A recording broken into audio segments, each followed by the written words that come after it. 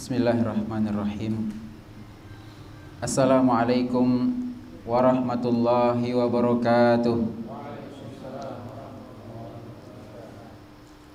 Alhamdulillahi rabbil alamin. Segala puji bagi Allah, Rabb semesta alam.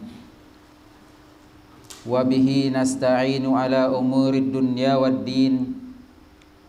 Kepada Allah lah kita meminta pertolongan dalam perkara agama, dalam perkara dunia, dalam urusan dunia, dalam urusan kesehatan, dalam urusan rizki. Kita minta tolong kepada Allah Subhanahu wa ta'ala. Begitu pula dalam perkara ibadah, salat, kajian, dan ibadah yang lainnya, kita pun meminta tolong kepada Allah Azza wa Jalla. Wassalatu wassalamu ala ashrafil anbiya'i wal mursalin. Semoga selawat dan salam senantiasa tercurahkan kepada Nabi yang paling mulia, makhluk yang Allah ciptakan yang pernah menginjakkan kakinya di permukaan bumi ini, yakni Nabi besar Muhammad sallallahu alaihi wasallam.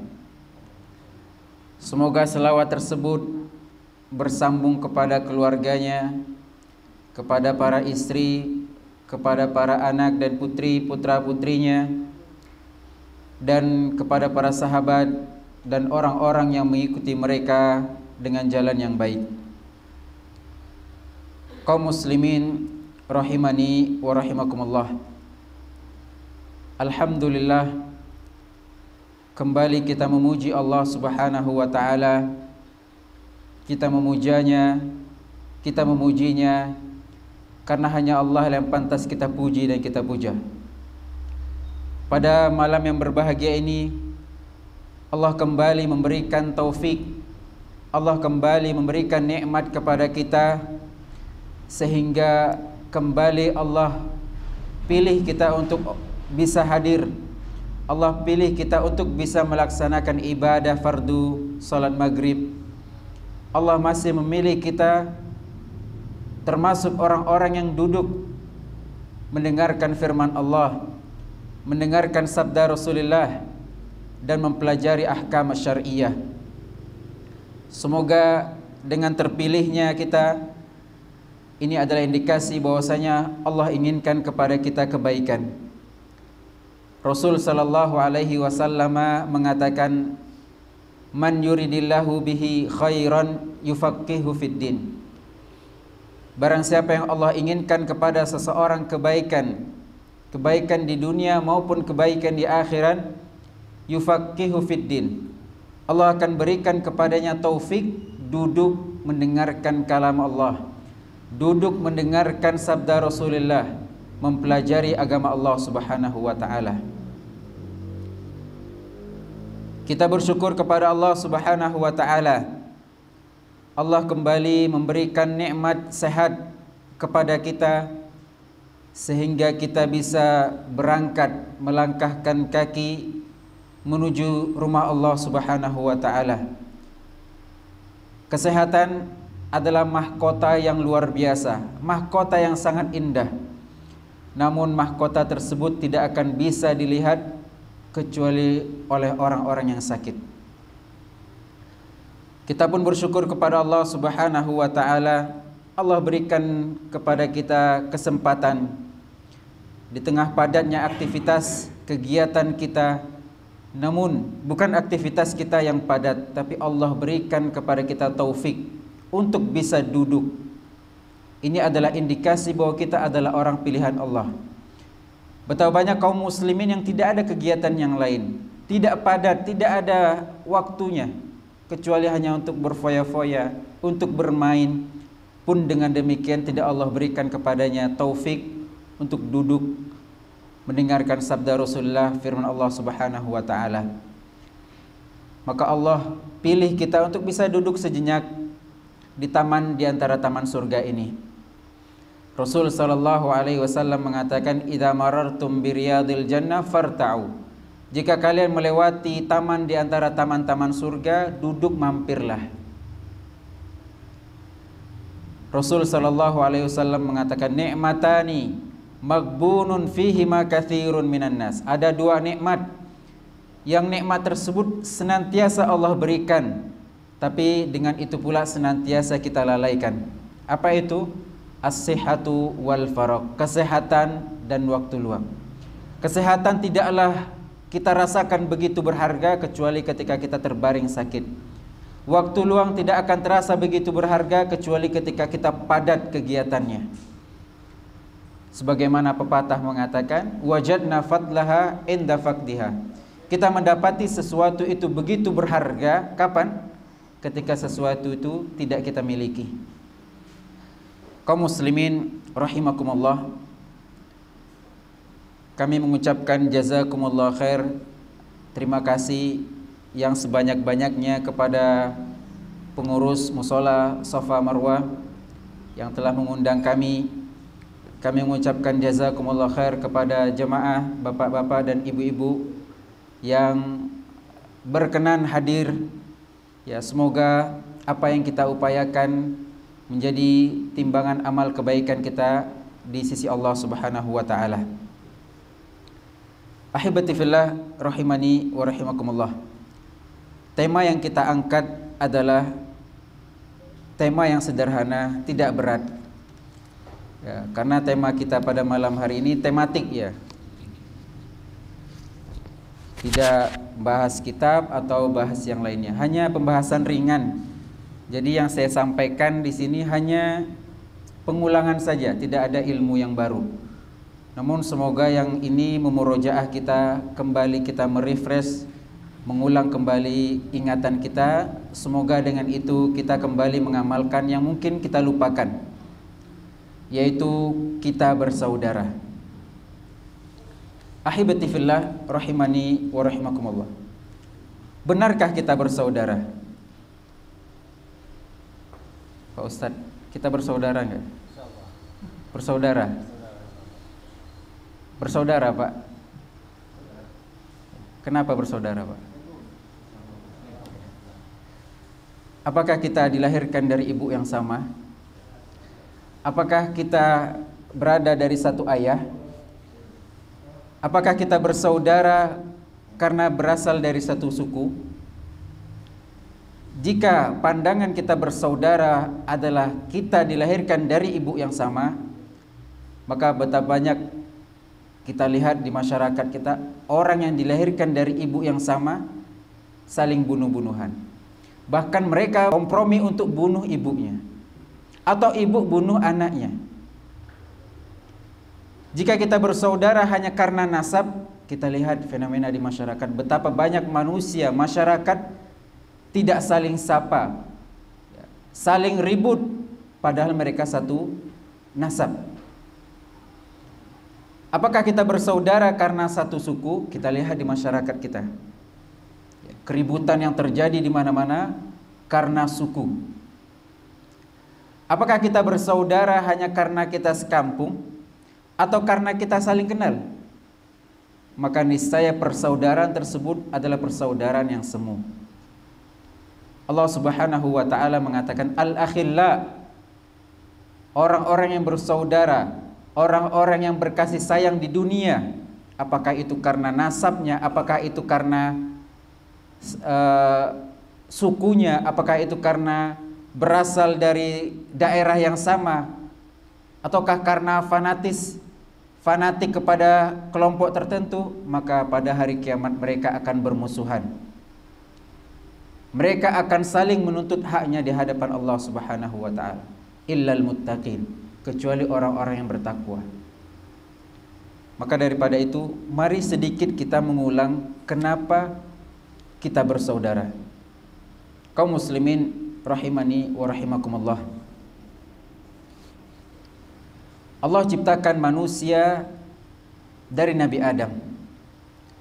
Kemudian Allah ciptakan dari Nabi Adam Hawa. Kemudian Allah ciptakan pula dari mereka berdua keturunan yang begitu banyak, bersuku-suku, berbangsa-bangsa, berbeda pola pikir, berbeda latar belakang pendidikan, berbeda pula karakter dan watak. Apakah perbedaan tersebut untuk kita saling membangga? Apakah perbedaan tersebut untuk kita saling menghina? La. Allah ciptakan kita berbeda. Apa kata Allah Subhanahu wa taala? Lita'arafu, agar kalian saling mengenal.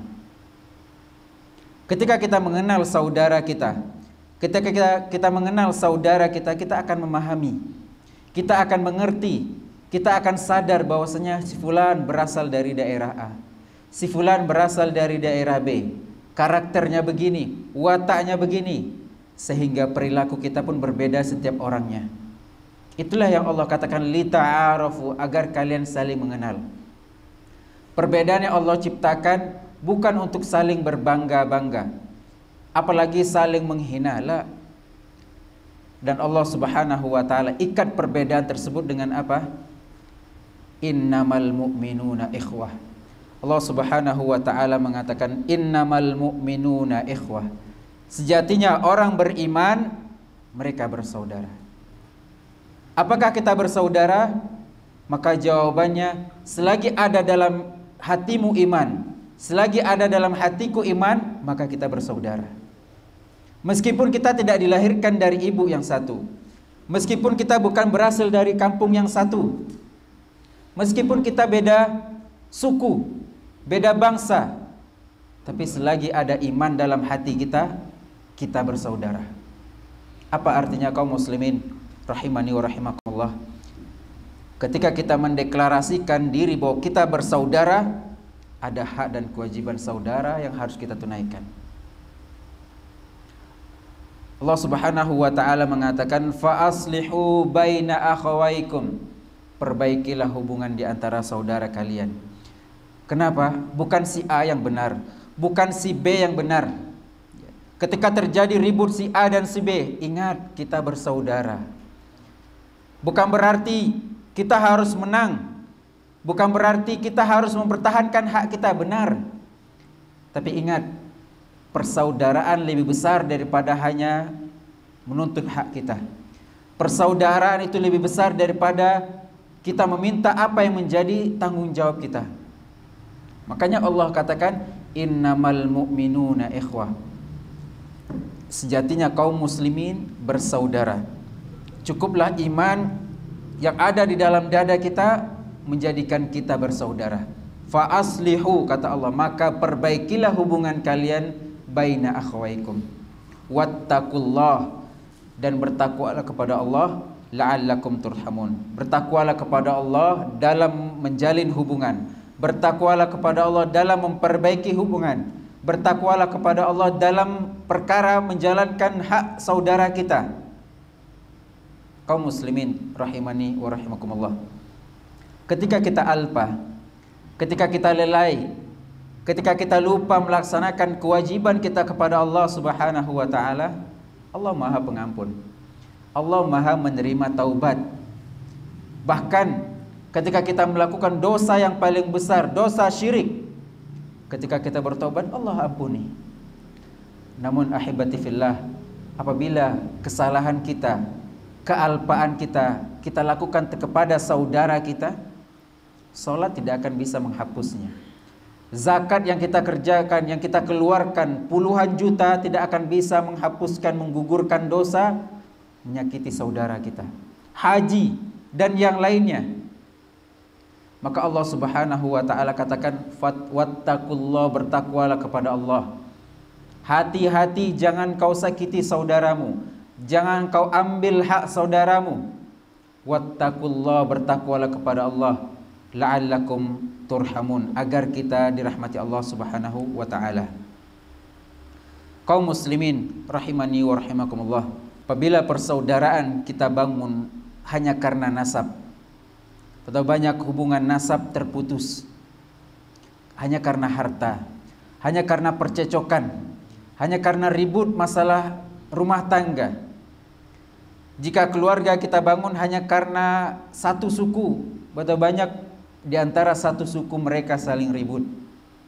Jika saudara kita bangun hanya karena jabatan, Ketika ada jabatan kita bersaudara. Ketika tidak ada jabatan, ya kita tidak kenal bahkan. Jika persaudaraan kita bangun hanya karena kita sebaya, kalau tidak sebaya kita tidak saudara, ya bagaimana?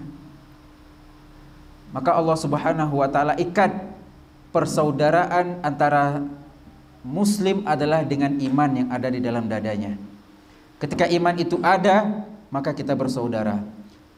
Allah Subhanahu wa taala ciptakan manusia di permukaan bumi bukan sia-sia. Jangan dianggap Allah ciptakan kita untuk bekerja. Allah ciptakan kita untuk menikah. Allah ciptakan kita untuk beranak kemudian mati. Tidak. Allah ciptakan manusia untuk visi dan misi yang besar, yaitu untuk beribadah kepada Allah Azza wa Jalla. Allah Subhanahu wa taala menjelaskan, "Wa ma khalaqtul jinna wal insa illa liya'budun."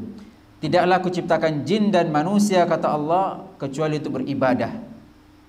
Allah ciptakan kita untuk satu saja tujuannya, yaitu ibadah kepada Allah Subhanahu wa taala.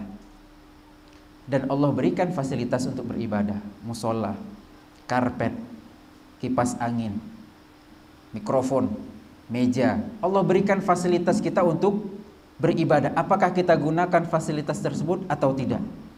Allah berikan fasilitas kepada kita untuk tunduk, ruku dan sujud kepada Allah. Namun ahibati fillah rahimani wa rahimakumullah, ketika Allah berikan fasilitas pun Allah berikan hambatan. Jangan pernah menganggap saya muslim, saya mukmin pasti masuk surga. La. Ketika seseorang masuk universitas, masuk sekolah, jangan dianggap dia masuk belajar kemudian lulus. La. Ada namanya ujian untuk mengetahui apakah benar dia belajar atau tidak. Begitu pula ketika Allah perintahkan kita beribadah, Allah berikan kepada kita ujian. Benarkah dia beribadah atau tidak? Allah berikan hambatan, rintangan, celaan di tengah perjalanan kita menuju Allah Subhanahu wa taala. Allah Subhanahu wa taala menjelaskan, "Ahasiban nas ayyutraku ayyaqulu amanna wa hum la yuftanun." Apakah manusia mengira mereka dibiarkan begitu saja mengatakan kami beriman, kami telah ngaji, kami sudah kenal sunnah, kami sudah hijrah, kami sudah kenal agama, kami sudah tobat, wa hum la yuftanun, sementara mereka belum diuji oleh Allah Subhanahu wa taala. Maka ahibati fillah rahimani wa rahimakumullah, ketika menghadapi ujian yang Allah janjikan tersebut untuk menguji kualitas iman kita, kita tidak bisa jalan sendiri. Kita butuh teman, kita butuh sahabat, kita butuh saudara yang mensupport kita. Allah Subhanahu wa taala menjelaskan, wa ta'awanu 'alal birri wat taqwa. Tolong menolonglah kalian dalam kebaikan dan ketakwaan. Artinya apa? Menjalankan kebaikan bukan perkara mudah. Menjalankan ketaatan bukan perkara mudah. Menjalankan ketakwaan bukan perkara mudah. Maka Allah katakan wa ta'awanu, saling tolong menolong, bukan saling sikut menyikut. Bukan saling jatuh menjatuhkan, tidak. Wa ta'awanu, saling tolong menolonglah. Jika ada yang jatuh kita angkat. Jika ada yang lupa kita ingatkan. Jika ada yang lalai kita sadarkan. Itulah maksud wa ta'awanu. Bukan ketika kita lihat saudara kita lalai kemudian kita cela, kemudian kita tinggalkanlah. Bisa jadi suatu saat kita pun lupa. Apakah kita ingin manusia meninggalkan kita? Allah katakan wa ta'awanu, tolong menolonglah kalian dalam albirri, dalam kebaikan dan ketakwaan. Kaum muslimin rahimani wa rahimakumullah, kita butuh sahabat, kita butuh teman. Jangan pernah menganggap saya lebih baik daripada dia. Lah. Setiap kita berperan aktif dalam tugas masing-masing, dan setiap kita bisa menjadi orang bertakwa sesuai dengan profesi dan jabatan masing-masing. Jangan pernah menganggap orang yang duduk di depan lebih baik daripada orang yang berada di belakang. Lah. Jangan pernah menganggap imam lebih baik daripada makmum? Belum tentu. Bisa jadi yang menyapu masjid kita, nyapu musola kita ini lebih baik daripada yang jadi imam, daripada yang ceramah. Kenapa? Allah tidak nilai zahir kita, Allah tidak nilai profesi kita, Allah tidak nilai fisik kita, Allah tidak nilai finansial kita, tapi yang Allah nilai hati kita. Semua kita punya hati, dan semua kita berhak menjadi orang yang bertakwa. Dan takwa inilah yang menjadi standar kita bertakwa, yang menjadi standar kita bersahabat, yang menjadi persahabatan itu kokoh bukan hanya di dunia tapi sampai di akhirat. Allah Subhanahu wa taala mengatakan, "Wa naza'na ma fi sudurihim min ghillin ikhwana." Kelak di surga Allah akan cabut dari hati-hati orang beriman ghil, kedengkian, ikhwana, dan mereka pun bersahabat, mereka pun bersaudara. Ikhwanan ala sururin mutaqabilin, dan mereka kelak di surga akan bersaling berhadap-hadapan. Di atas dipan kita akan saling ngobrol dengan sahabat kita ya, yang kita bangun di dunia dengan keimanan. Kaum muslimin rahimani wa rahimakumullah. Allah Subhanahu wa taala mengatakan, wa'tasimu bihablillah, berpegang teguhlah dengan tali Allah. Wala tafarraqu wa'tasimu bihablillah, berpegang teguhlah dengan tali Allah. Apa artinya? Kita bersaudara bukan karena nasab, kita bersaudara bukan karena satu profesi. Ketika kita bersaudara karena satu profesi, bisa jadi profesi kita berbeda suatu saat. Apakah ketika profesi kita berbeda kita bermusuhan? Iya. Betapa banyak yang tadinya teman akrab, sekolah bareng, jalan bareng, ketika berbeda profesi, mereka pun bermusuhan. Atau profesi mereka bersama, dari kecil mereka sahabat, kemudian kerja bareng, kemudian pekerjaan mereka berbeda. Apakah mereka bermusuhan? Banyak. Apalagi kita lihat kaum muslimin rahimakumullah. Si A bikin lembaga, bikin sekolah. Si B bikin sekolah. Bukankah mereka dari satu sekolah dahulunya? Bukankah mereka satu alma mater dahulunya? Mereka bersahabat. Tapi karena lembaga mereka berbeda, mereka pun bermusuhan. Kenapa? Karena persahabatan, persaudaraan mereka bukan dibangun karena keimanan. Persahabatan mereka dibangun hanya karena kepentingan. Saya bersahabat dengan dia karena kami satu kamar, karena kami satu sekolah. Ketika berbeda sekolah, ketika berbeda kepentingan, pun kita bermusuhan. Allah Subhanahu wa taala mengatakan, wa'tasimu, berpegang teguhlah bihablillah, dengan tali Allah. Apa itu tali Allah? Dengan agama Allah. Maka syarat mutlak membangun persaudaraan adalah iman, tali Allah Subhanahu wa taala. Selagi dia berada di atas tali Allah, selagi dia memegang erat tali Allah, dia saudara kita. Meskipun beda kelompok, meskipun beda partai kita. Terkadang ya kita lihat di TV-TV ya, ini digusur, itu diusir. Kenapa? Karena beda pilihan kadesnya, diusir dari kampungnya. Ini satu keluarga ribut, kenapa? Karena beda pilihannya. La ilaha illallah. Persaudaraan bukan karena itu. Persaudaraan kata Allah, wa'tasimu bihablillah, berpegang teguhlah dengan tali Allah. Meskipun kaum muslimin rahimakumullah, sebagian kita ya, kalau pakaiannya tidak sama dengan kita, berarti tidak kelompok kita, berarti tidak saudara kita, berarti tidak akhi, berarti tidak ikhwan kita. Kalau pakaiannya sudah berbeda dengan kita, berarti tidak ikhwan kita. Apakah standar saudara kita karena ikhwan? Karena dia ustadznya sama. Kalau beda ustadz tidak saudara kita. La ilaha illallah. Rendah sekali standar kita. Sementara Allah katakan wa'tasimu bihablillah, berpegang teguhlah dengan tali Allah. Selagi dia ruku dan sujud, selagi dia mengucapkan asyhadu an la ilaha illallah wa asyhadu anna muhammadar rasulullah, dia saudara kita. Oh, dia tidak pakai jilbab, itulah tugas kita berdakwah kepada mereka. Kalau kita katakan dia tidak pakai jilbab kemudian kita jauhi, coba kita berkaca, kita kapan pakai jilbab? Kita kapan pakai cadar? Bukan dari lahir kita sudah kenal agama? Bukankah kita juga hasil dakwah mereka? Ketika kita sudah menyangka kaum muslimin rahimani wa rahimakumullah, ustadz kita beda, aliran kita beda, madhab kita beda, kemudian kita tidak bersaudara, di mana kita belajar? Allah Subhanahu wa taala katakan, pegang ini ayat, innamal mu'minuna ikhwah. Sesungguhnya orang beriman bersaudara. Ada hak yang harus kita tunaikan kepada dirinya. Ketika kita mengklaim dia tidak saudara kita, berarti kita tidak akan tunaikan hak dia. Ketika kita sudah keluarkan dia dari saudara kita, berarti kita tidak akan melaksanakan kewajiban kita.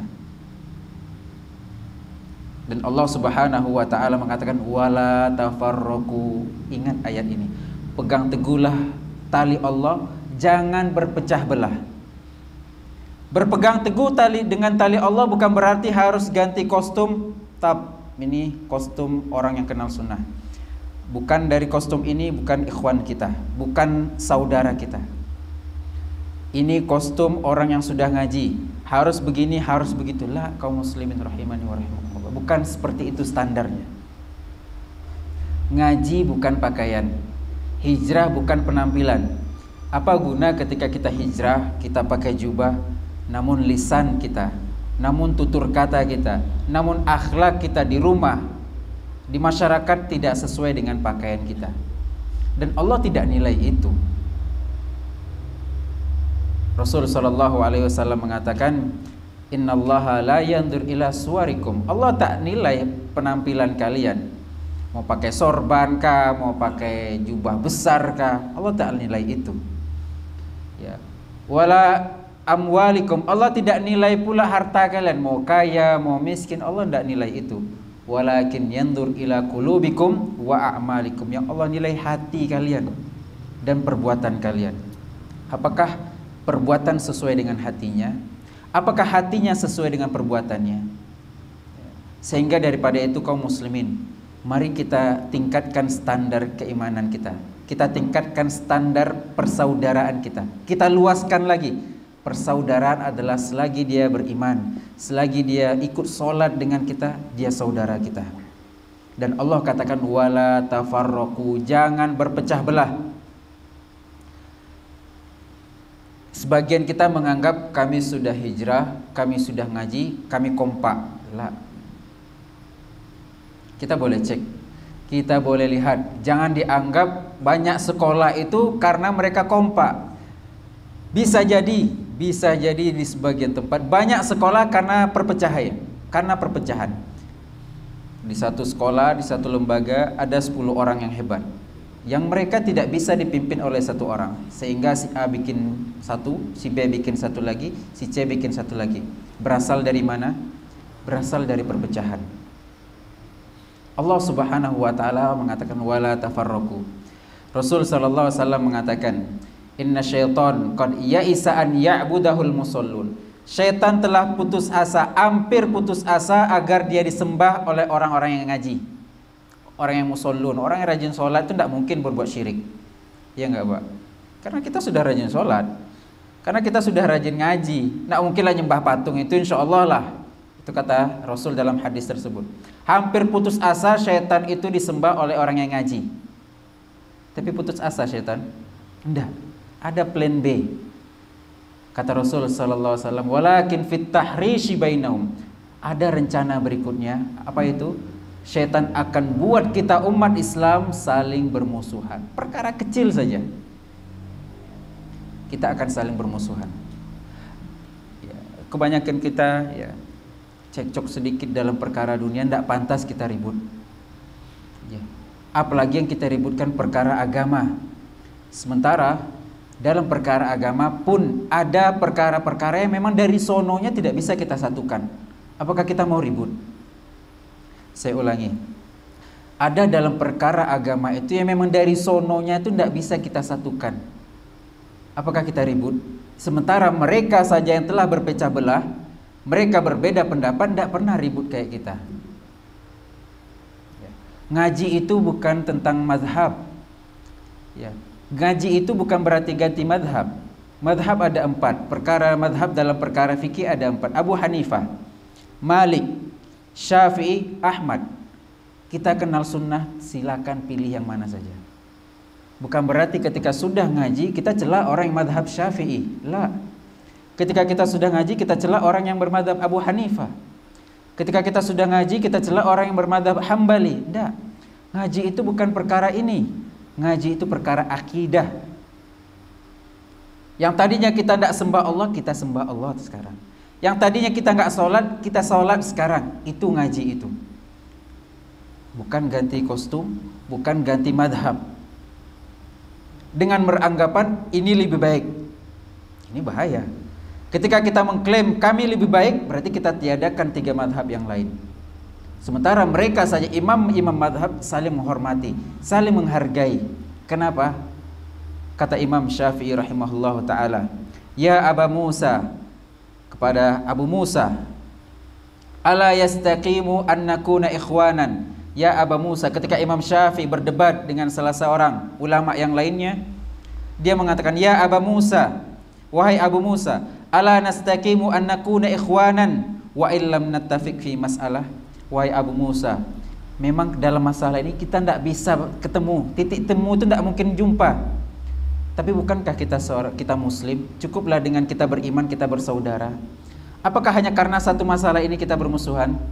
Apakah hanya karena satu permasalahan ini kita membelakang? Tidak. Kenapa? Karena standar saudara bukan masalah ini.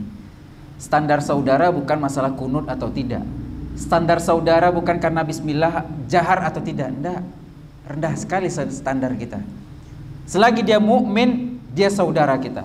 Ada haknya yang harus kita tunaikan. Dan kata Allah, wala tafarraqu, jangan berpecah belah. Jangan sampai kita kami sudah ngaji kemudian kita menjauh. Kita sudah ngaji kemudian kita tidak sapa mereka. Kita sudah hijrah kemudian kita tinggalkan mereka, kita jauh dari mereka. Dan Allah Subhanahu wa taala mengatakan, wadhkuru ni'matallah, dan ingatlah nikmat Allah alaikum, kepada kalian, id kuntum a'da fa'allafa baina qulubikum fa asbahtum bi ni'matihi ikhwana. Dan ingatlah nikmat Allah kepada kalian ketika dahulu kalian bermusuhan, kemudian Allah lembutkan hati kalian, kemudian kalian bersaudara. Allah sudah jadikan kita bersaudara, apakah kita kembalikan ke kondisi awal? Dan persaudaraan ini adalah nikmat Allah Subhanahu wa taala. Kita lihat di sebagian tempat, miris sekali kita lihat kaum muslimin ribut dengan kaum muslimin dalam perkara kecil sekali.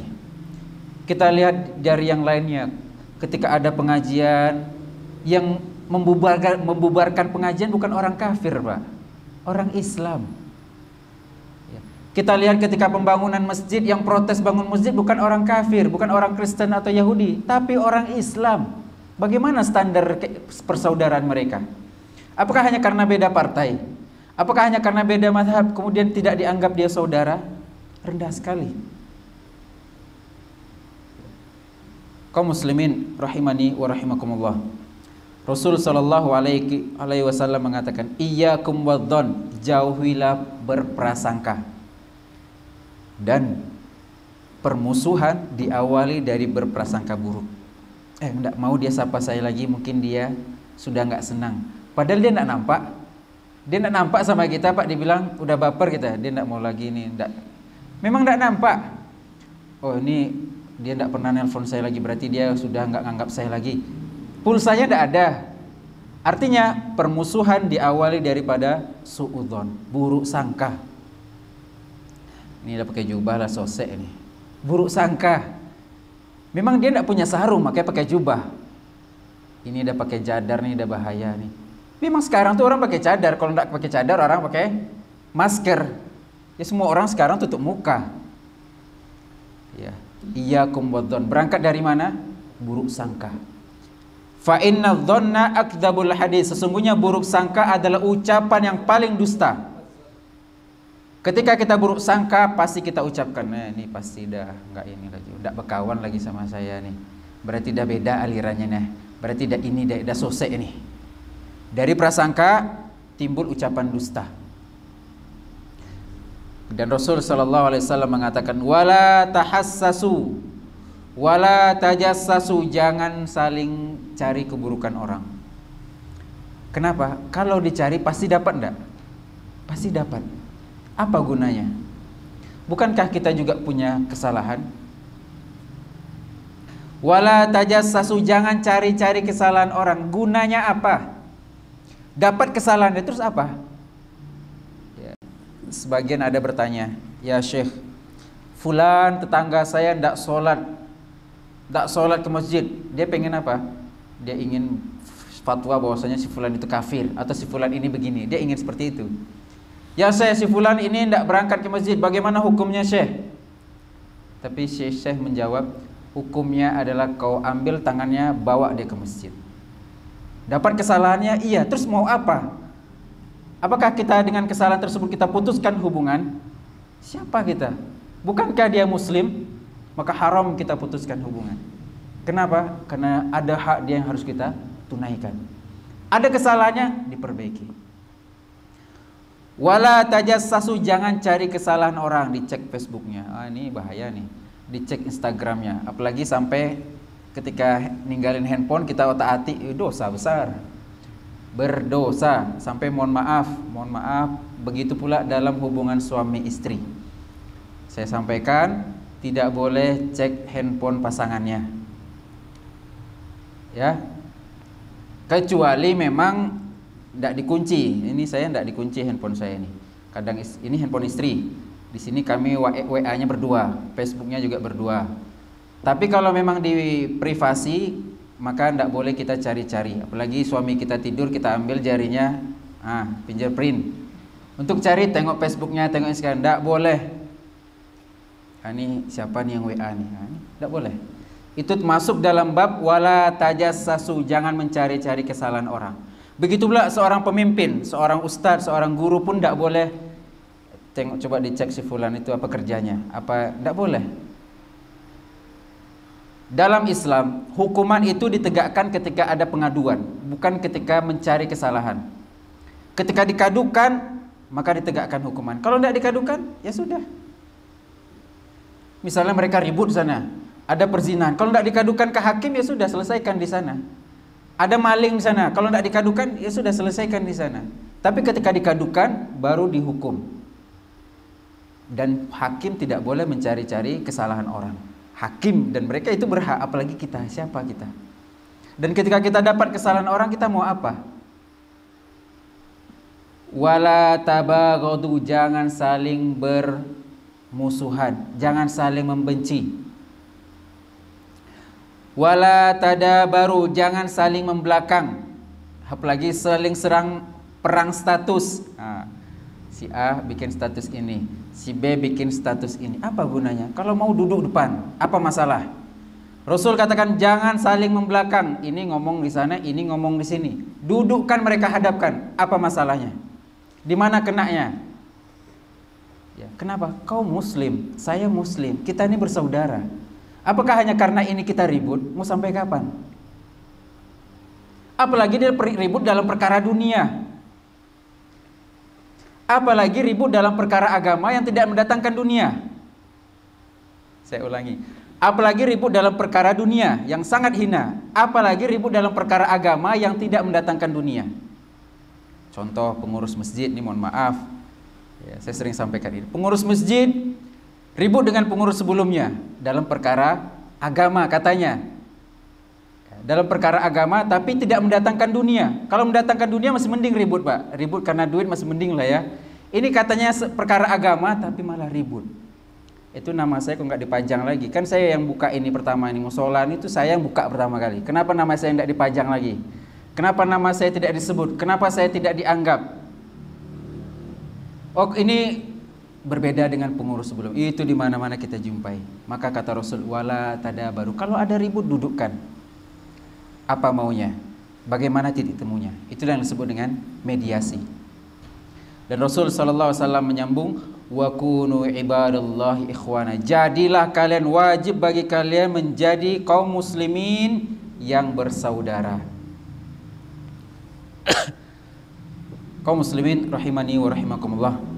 Ada 7 golongan yang mana 7 golongan tersebut akan mendapatkan naungan dari Allah Subhanahu wa taala pada hari yang tidak ada lagi naungan kecuali naungan Allah. Pada hari ketika itu orang tenggelam dengan keringatnya sendiri. Si fulan sampai lututnya, si fulan sampai lehernya, si fulan tenggelam.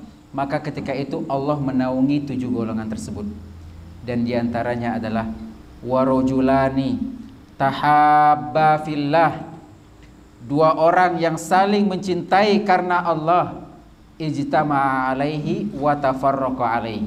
Mereka berkumpul karena hubungan dia karena Allah, dan mereka berpisah pun karena Allah Subhanahu wa taala. Itu yang disebut dengan al-hubbu fillah wal bughdu fillah. Artinya apa? Persaudaraan, hubungan, persahabatan yang seperti ini bukan karena materi. Ya, si fulan datang mau ngapain? Biasa, pinjam duit. Ya, si fulan datang biasa, ya, mau pinjam mobil. Si fulan datang semuanya karena materi. Ketika materi ini hilang, apakah dia masih tetap datang? Itulah standar persaudaraan kita kali ini.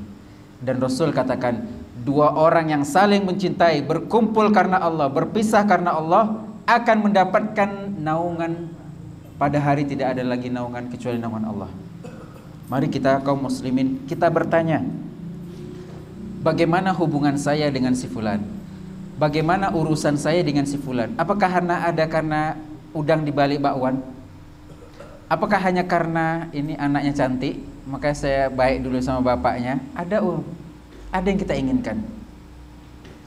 Dan Rasul SAW mengatakan, innamal a'malu binniyat.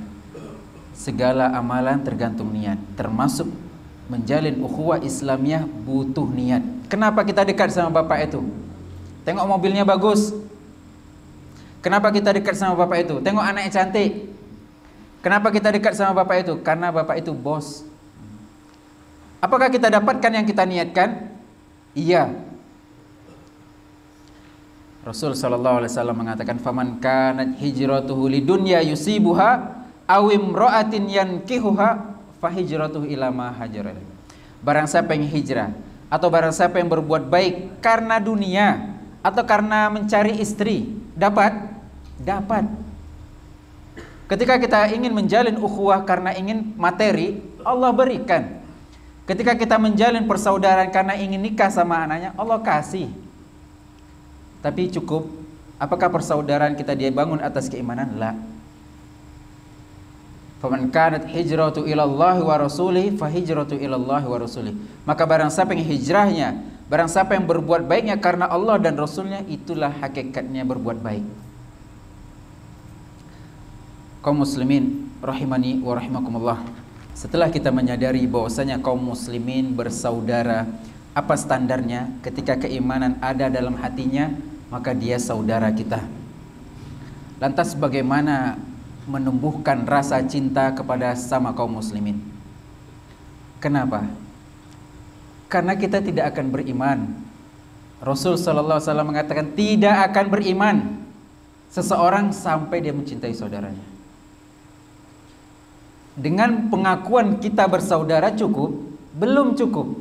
Ada tingkatan berikutnya. Apa itu? Kita saling mencintai. Rasul sallallahu alaihi wasallam mengatakan, la tadkhulul jannata hatta tu'minu. Kalian tidak akan masuk surga sampai kalian beriman. Wala tu'minu hatta tahabu. Kalian tidak akan menjadi orang beriman sampai kalian saling mencintai. Artinya apa? Ketika kita mengakini si fulan, si alan saudara kita. Kenapa saudara? Dia beriman, maka dia saudara kita. Cukup? Ada level berikutnya. Apa itu? Wajib kita cintai dia. Kenapa? Karena itu syarat masuk surga. Rasul katakan, wala tadkhulul jannah hatta tu'minu. Kalian tidak akan masuk surga sampai beriman. Benar. Walan tu'minu hatta tahabu. Kalian tidak akan bisa menjadi orang beriman sampai kalian mencintai. Bagaimana dengan kita sekarang? Setelah ngaji bukan tambah ramah. Setelah hijrah bukan tambah sopan, tapi tambah membelakang, tambah masam, tambah ini ndak ikhwan kita, itu ndak akhwat kita.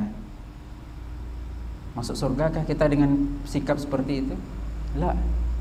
Dan Rasul sallallahu alaihi wasallam mengatakan, la yu'minu ahadukum, tidak beriman salah seorang kalian hatta yuhibba li akhi ma yuhibbu li nafsi, sampai dia mencintai saudaranya seperti dia mencintai dirinya sendiri.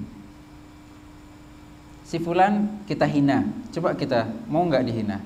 Si fulan ingin kita tersenyum, begitu pula kita ingin orang tersenyum kepada kita. Coba kita posisikan diri kita seperti dia. Ya, dia digibahin, dia disakiti, coba kita berada di posisi dia. Inginkah kita seperti itu? Maka begitu pula dia. Dan Rasul nafikan keimanan ketika kita tidak bisa mencintai saudara kita. Kenapa? Kaum muslimin rahimani wa rahimakumullah. Kenapa kita wajib mencintai? Karena kaum muslimin, kata Rasul sallallahu alaihi wasallam, kalbunyan, seperti bangunan. Ya, jangan pernah kita menganggap kaum muslimin itu kami itu di level atas, kami atap, kami yang paling tinggi. Kalau tidak ada tiang, kalian tidak akan bisa tinggi. Jangan menganggap kami ini dinding, kami inilah yang menghalangi hujan masuk.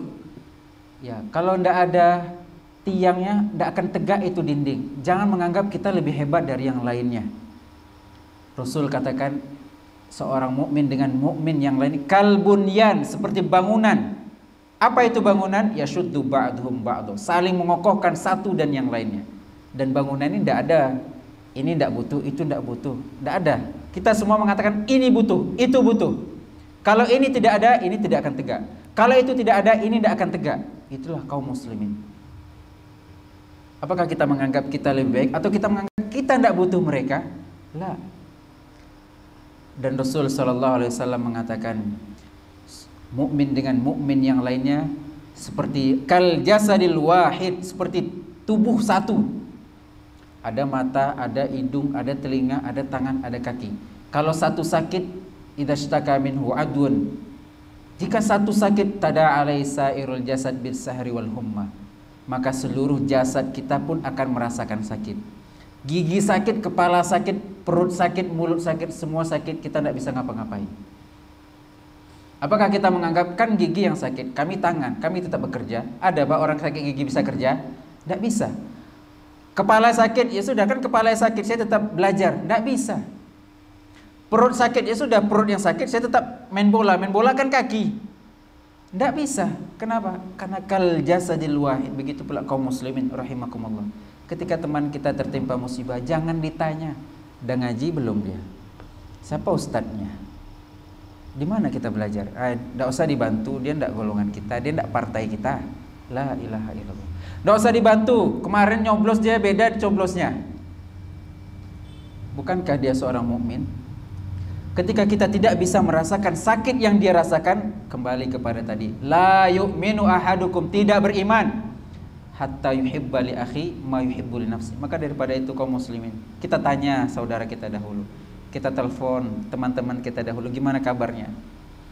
Oh, kabarnya begini begitu, bagaimana keluarga? Bukankah kita bersaudara? Ada kisah di salah satu pondok pesantren terjadi kebakaran.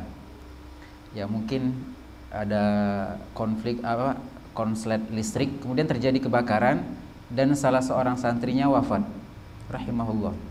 Kemudian galang dana. Kita lihat ini pondoknya ya, tertimpa musibah, kita galang dana, kaum muslimin galang dana. Kemudian ada yang berpendapat, ya itu terjadi kebakaran dan ada yang wafat, tapi kan dia bukan ini kita, tapi kan dia bukan golongan kita. La ilaha illallah. Ini perkataan yang bahaya. Perkataan yang mengatakan dia bukan kelompok kami, dia bukan madhab kami, dia bukan golongan kami. Ini perkataan yang na'udzubillah. Bukankah dia muslim? Oh, dia tidak muslim. Ya. Orang kafir kebakaran tidak boleh kita bantu, Pak. Hah?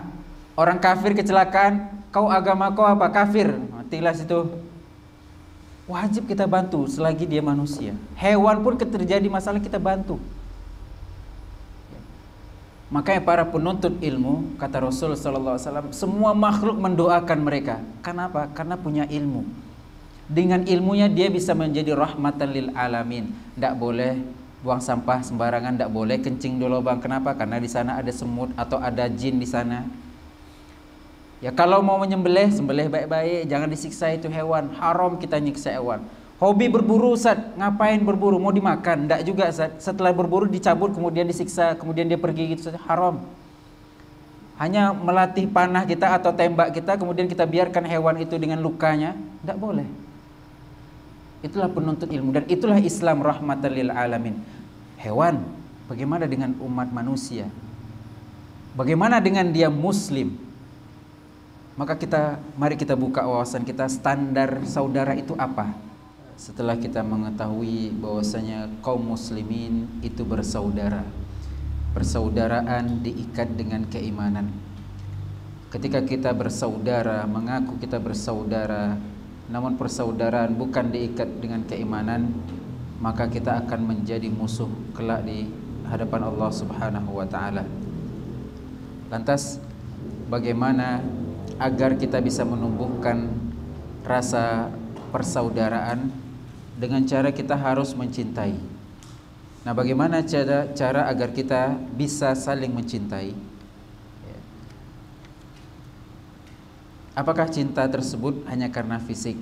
Sebagian orang mengatakan cinta dari mata turun ke hati. Lantas bagaimana orang-orang yang tidak bisa melihat? Apakah mereka tidak berhak mencintai? Ketika kita mengatakan cinta itu dipandang daripada fisik, lantas bagaimana dengan orang-orang yang mohon maaf fisiknya kurang? Apakah tidak berhak dicintai? Maka kita katakan, ya, Rasul sallallahu alaihi wasallam telah memberikan cara agar kita bisa mencintai. Rasul sallallahu alaihi wasallam mengatakan, "Ala adullukum ala amalin idza fa'altumuh tahabbtum." Ketika kita ketahui bahwasanya kita tidak akan bisa masuk surga sampai kita beriman. Kita tidak akan bisa beriman sampai kita bisa saling mencintai. Bagaimana kita bisa mencintai saudara kita? Kata Rasul sallallahu alaihi wasallam, maukah kalian ala adullukum, maukah kalian aku tunjukkan ala amalin, kepada suatu perbuatan amalan, idza fa'altumuh, jika kalian kerjakan ini amalan, tahabbtum, pasti kalian akan saling mencintai. Apa kata Rasul sallallahu alaihi wasallam? Afsyus salam bainakum. Tebarkan salam. Mudah ya, Pak. Ingin saling mencintai, ingin kita menganggap bersaudara, tebarkan salam. Ya, bukan salam tersebut kita tebarkan kepada orang yang sudah berjenggot saja. Nampak panjang jenggot, Assalamualaikum. Kalau tidak berjenggot, tidak ucapkan salam. Kalau tidak berjubah, tidak ucapkan salam. Kalau tidak berjilbab, tidak ucapkan salam. Nah, kembali lagi, apakah standar persaudaraan kita hanya karena itu? Di hadis yang lain, Nabi SAW memberikan gambaran bagaimana kita saling mencintai. Pertama tadi, tebarkan salam. Payah nebarkan salam, minimal sapa, Pak, Bu. Tidak bisa itu. Senyum, tidak bisa senyum. Ini udah muka masam. Kalau kita anak pondok dulu bilang, la salam wala kalam wala to'am. Ndak salam, ndak ngomong, ndak pula bawa makanan. Lonong aja. Pikirnya batu kami ini. Ya, ini ndak ada adab. Dan tanda hari kiamat, kata Rasul sallallahu alaihi wasallam, tanda hari kiamat adalah ketika kita mengucapkan salam hanya kepada orang yang kita kenal. Maka kata Rasul sallallahu alaihi wasallam, alqis salam ala man arafta wa man lam ta'rif. Tebarkan salam kepada orang yang dikenal ataupun tidak dikenal. Ya kalau tidak bisa salam, payah rasanya ngucapin assalamualaikum, ya minimal sapa. Pak, Bu, sehat Pak, sehat Bu. Tidak boleh nyapa ibu-ibu. Marah suaminya, ya, salam saja, biasa saja, Bu, permisi Bu, gimana kabar Bu, biasa saja. Tapi kalau anak gadis seorang disapa, nah itu bahaya. Ya. Boleh mengucapkan salam kepada lawan jenis dengan syarat tidak menimbulkan fitnah.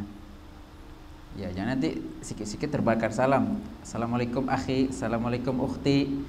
Ya. Nah, itu yang pertama. Kemudian amalan yang kedua, kata Rasul sallallahu alaihi wasallam, agar kita saling mencintai, tahabu. saling memberi hadiahlah kalian, niscaya kalian akan saling mencintai. Tengok Pak, siapa yang sering ngomongin kita di belakang? Siapa yang sering muka masam? Kan dia benci sama kita tuh. Kasih besok bawa hadiah, bawa oleh-oleh, berkunjung ke rumahnya, niscaya dia tidak akan benci lagi sama kita. Niscaya dia akan menjadi saudara kita. Bukankah dia seorang mukmin? Maka wajib kita mencintainya. Tidak sad, ngapain saya cinta sama dia? Wong dia aja kasar sama saya. Wong dia aja kami undang tidak pernah datang. Wong kami ngucapin salam tidak pernah jawab. Nah, berarti kita berbuat baik butuh imbalan. Ketika kita berbuat baik, kita butuh imbalan, tidak ibadah namanya. Saat percuma kami baik sama dia, dia tidak pernah merespon. Berarti antum butuh respon orang. Percuma kami datang saat dia tidak pernah balas datang. Berarti kita berbuat baik butuh balasan manusia. Itu tidak ibadah namanya. Saya senyum, dia tidak balas senyum, tidak ibadah namanya. Apa kata Allah? Innama nut'imukum liwajhillah. Sesungguhnya kalian memberi makan, kami bersedekah, kami berwakaf, kami berhibah liwajhillah, karena Allah. La nuridu minkum jazaan wala syukuro. Kami tidak butuh balasan, kami tidak butuh ucapan terima kasih. Ya, ini udah dikasih, terima kasih pun enggak. Memanglah orang nih. Berarti butuh terima kasih kalau begitu. Tidak ikhlas namanya. Apa kata Rasul sallallahu alaihi wasallam? Laisal wasil bil mukafi. Orang yang menyambung silaturahim bukan orang yang balas-balasan. Kenapa datang? Karena dia datang. Kenapa memberi? Karena dia memberi. Itu biasa saja. Innamal wasil idza quti'at rahimuhu wasolaha. Yang menyambung silaturahim. Apa arti menyambung? Barang itu terputus baru disambung. Kalau tidak terputus ngapain disambung? Itu yang disambung, menyambung silaturahim. Emang kalian ribut? Kenapa harus disambung? Karena ribut itulah makanya disambung. Apa kata Rasul? Innamal wasil idza quti'at rahimuhu wasolaha. Yang menyambung silaturahim adalah jika diputus hubungannya, dia menyambungnya. Tapi kalau hanya balas-balasan itu standar saja. Ya, maka memang butuh standar ukhuwah kita tingkatkan. Bukan hanya karena dia baik, bukan hanya karena dia memberi, bukan hanya karena dia ramah, tidak. Tapi kita berbuat baik kepada dia karena dia mukmin, dan kita harapkan pahala dari Allah. Mau dia balas, mau dia senyum, mau dia jawab salam, tidak urusan. Ya, begitu pula dengan pasangan kita, dengan suami, dengan istri kita. Kenapa tidak baik? Ya karena dia tidak baik. Berarti kita balas keburukan dengan keburukan. Ketika dia berbuat buruk kepada kita, dia berdosa. Ketika kita balas keburukan, kita pun berdosa. Ya. Namun yang benar adalah ketika balas, idfa' billati hiya ahsan, kata Allah, balaslah keburukan orang lain dengan kebaikan. Niscaya ketika kita membalas keburukan orang dengan kebaikan, niscaya dengan itu kita seakan-akan tidak pernah terjadi permusuhan. Orang jahat kita kasihi, kita beri hadiah, kita kunjungi. Niscaya kata Allah Subhanahu wa taala, ka'anna waliyun hamim. Seakan-akan mereka itu memang bersaudara, akrab, seakan-akan mereka tidak pernah musuhan. Kenapa? Karena saling memberi, saling memberikan hadiah. Kaum muslimin rahimani wa rahimakumullah. Mungkin itu senjata ampuh agar kita saling mencintai. Pertama, tebarkan salam. Kedua, beri hadiah, saling berkunjung, saling tanya kabar. Minimal WA lah, gimana kabarnya, kok nggak hadir kajian, kita khawatir, oh ternyata mungkin sakit saudaranya, kita kunjungi. Kemudian kaum muslimin rahimani wa rahimakumullah, yang perlu kita hindari, jangan sampai ukhuwah Islamiyah kita rusak, yaitu saling berburuk sangka. Iyyakum wadzan, kata Rasul, jangan kalian berburuk sangka. Ingat, Allah telah ciptakan kita berbeda. Perbedaan Allah ciptakan bukan untuk saling berbangga atau untuk saling menghina, tapi untuk saling lita'arafu, saling mengenal. Jika terjadi keributan, terjadi perbedaan, fatabayyanu, tabayun. Nampak sikit imamnya berbeda, jangan dicela, jangan suuzon, ini ada sesat alirannya nih. Apa kata Allah? Lita'arafu, kenalan sama ustaz. Kok begini cara sholatnya? Di mana ustaz belajar? Tanya caranya. Fatabayyanu tabayyun. Ustaz, tadi Ustaz tidak baca bismillah. Apa benar atau saya yang tidak dengar? Jangan suudzon. Ya, ada memang perkara-perkara seperti kita jelaskan, memang dari sononya itu tidak bisa kita, tidak akan ada titik temu. Apakah hanya karena itu kita ribut? Coba saya kasih contoh, Pak. Si imam bermadhab Syafi'i, ya, dia sholat ketika dia berwudu hanya membasuh sebagian kepalanya. Si makmum bermadhab Hambali yang mengatakan kalau wudu itu kepalanya dibasuh semuanya. Pertanyaan saya, sahkah sholat si makmum? Sahkah makmum bermakmum dengan imam yang hanya membasuh sebagian kepalanya? Sah, Pak? Bagi madhab Hambali mengatakan wudu itu kepalanya semuanya dibasuh. Datang si imam ternyata begini saja, kita lihat tadi di kamar mandi. Kemudian jadi imam dia. Sahkah kita sholat di belakang dia? Betul. Sah, Pak? Sepakat, Pak? Sepakat, alhamdulillah. Kenapa sah? Karena si imam sah nggak sholatnya? Sah. Ketika imam sah sholatnya, maka sah sholat makmum. Paham, Pak, ya? Ketika imam sah sholatnya dengan madhabnya, maka sah pula sholatnya makmum. Si imam tidak kunut subuh misalnya, mungkin imamnya bermadhab Hambali, kita bermadhab Syafi'i. Ternyata si imam ketika i'tidal langsung sujud. Sahkah kita bermakmum dengan imam tersebut? Sah, Pak? Bagi kita, bagi madhab Syafi'i yang mu'tamad, kunut itu adalah dianjurkan, mustahab. Ya. Ternyata si imam tidak kunut subuh. Sah nggak sholatnya? Sah, Pak? Sah. Artinya dengan kita berta'aruf, oh ternyata si imam madhabnya ini.